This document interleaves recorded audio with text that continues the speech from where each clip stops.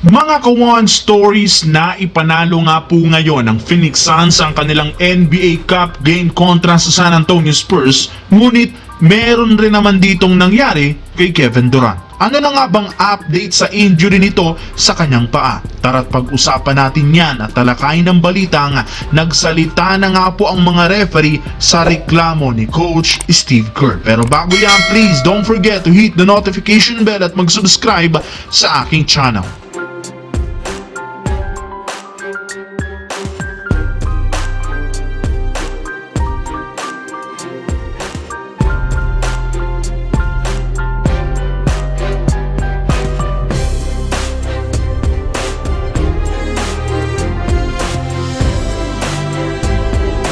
Nagawa nga po mga kawan stories ng Phoenix Suns na manalo ngayong araw kontra sa San Antonio Spurs 104-93 sa pangunguna ni Devin Booker na nagtala ng 29 points.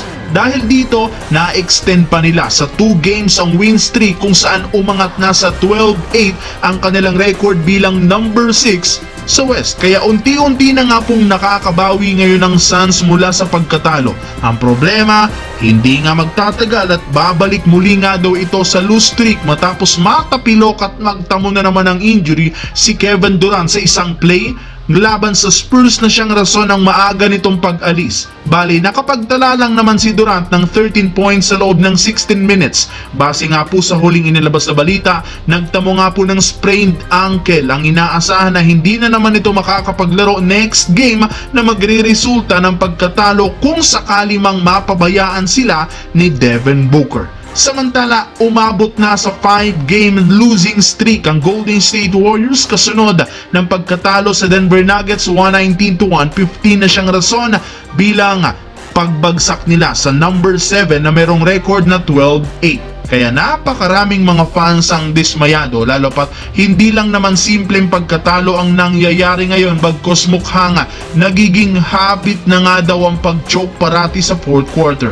May pagkakataon na nga sana ang Warriors na manalo nang makalamang sila ng double digit sa huling minuto ng fourth quarter. Ngunit napabayaan nila ito at natalo pa sila matapos silang mag-struggle dito at imbis na tanggapin ni Coach Steve Kerr ang pagkatalo at nagawang pagkakamali ng Warriors, sinisi pa nito ang mga referee sa kanyang ginawang post-game interview since nadaya nga daw sila nang hindi tawagan ng technical foul si Christian Braun sa huling segundo kahit man kitang-kita may signal itong time out. Sa mga oras na yan, wala nga pong natitirang timeout ng Denver Nuggets at base sa rules, mapapatawan ito ng technical foul at magkakaroon ng free throws at ball possession ang Warriors. Sa kasamang palad, wala nga ditong ginawa ang mga officials kaya hindi napigilan na Coach Steve Kerr na madala ang kanyang emosyon. Pero pagkatapos ng naging laro, agad nga pong sinagot ng chief referee na si Tyler Ford ang reklamo ni Steve Kerr. Ayon dito, hindi rin naman malinaw na nag-signal ng timeout si Christian Braun simula nang makuha niya ang bola kaya wala nga pong isa sa mga referee ang nakapag-recognize nito. Sa huli, wala nga pong kwenta ang reklamo ngayon ni Coach Steve Kerr.